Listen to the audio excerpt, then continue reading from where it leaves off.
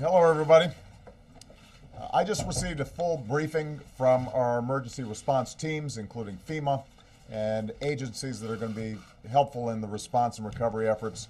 The Department of Energy, the Department of Transportation, the Department of Health, Homeland Security, and the Department of Health and Human Services. Obviously, everybody is aware at this point that this is going to be a big and powerful storm.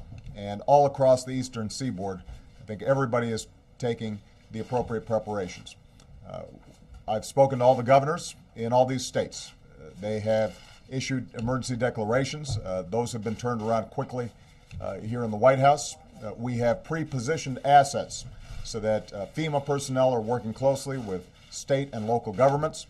We're making sure that food and water and emergency generation is available for those communities that are going to be hardest hit. We anticipate that the center of the storm is going to hit landfall sometime this evening. But because of the nature of this storm, we are certain that this is going to be a slow-moving process through a wide swath of the country, and millions of people are going to be affected. So the most important message that I have for the public right now is please listen to what your state and local officials are saying. When they tell you to evacuate, you need to evacuate. Do not delay. Don't pause. Don't question the instructions that are being given, because this is a serious storm and it could potentially have fatal consequences if people haven't acted quickly. The good news is that the governors and local officials, I think, have had a few days of preparation. There's been extraordinarily close coordination between state, federal, and local governments. And so we're confident that the assets are pre-positioned for an effective response in the aftermath of the storm. But keep in mind that for folks who are not following instructions, if you are not evacuating when you've been asked to evacuate, you're putting first responders at danger.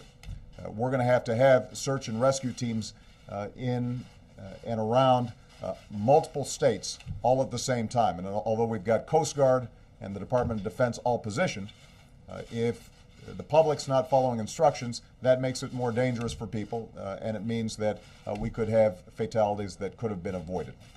Transportation is going to be tied up for a long time, and probably the most significant impact for a lot of people, in addition to flooding, is going to be getting power back on. We anticipate that there are going to be a lot of trees down, a lot of water, and despite the fact that the power companies are working very closely with their various state officials and local officials to make sure that they are bringing in as many assets as possible and getting those ready in preparation for the storm, the fact is that a lot of these emergency crews are not going to be able to get into position to start restoring power until some of these winds have died down.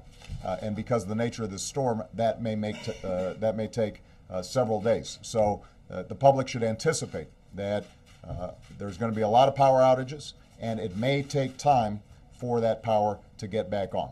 The same is true with transportation. There are going to be a lot of backlogs, and even after the storm has cleared, it's going to take a considerable amount of time for airlines, subways, trains, and so forth, potentially to get back on schedule, depending on the amount of damage that has occurred. Let me summarize just by saying that I'm extraordinarily grateful for the cooperation of our state and local officials. The conversations that I've had with all the governors indicate that at this point there are no unmet needs. I think everybody is taking this very seriously.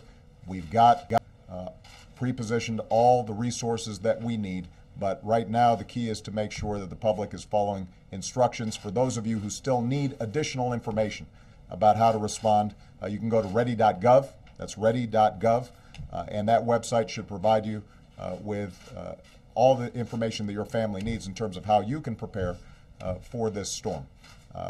Our thoughts and prayers go out to all the people who are potentially affected. We are extraordinarily grateful for our first responders, because they're going to be working 24/7 around the clock nonstop. And I want to make sure that our thoughts and prayers go out to all those who may end up dealing with a very difficult situation over the next several days. Last point I'll make, though, This is going to be a big storm. It's going to be a difficult storm. The great thing about America is when we go through tough times like this, we all pull together. We look out for our friends, we look out for our neighbors, and we set aside whatever issues we may have otherwise to make sure that we respond appropriately and with swiftness, and that's exactly what I anticipate is going to happen here. So I want to thank all the federal teams, state and local teams that are in place. I'm confident that we're ready, but I think the public needs to prepare for the fact that this is going to take a long time for us to clean up. The good news is we will clean up and we will get through this. What about the impact on the election, sir? I am not worried at this point about the impact on the election. I'm worried about the impact on families, and I'm worried about the impact on our first responders. I'm worried about the impact on our economy and on transportation. The election will take care of itself next week. Right now, our number one priority is to make sure that we are saving lives, that our search and rescue teams are going to be in place, that people are going to get the food, the water, the shelter that they need in case of emergency, and that we respond as quickly as possible to get the economy back on track. What is long All right? time?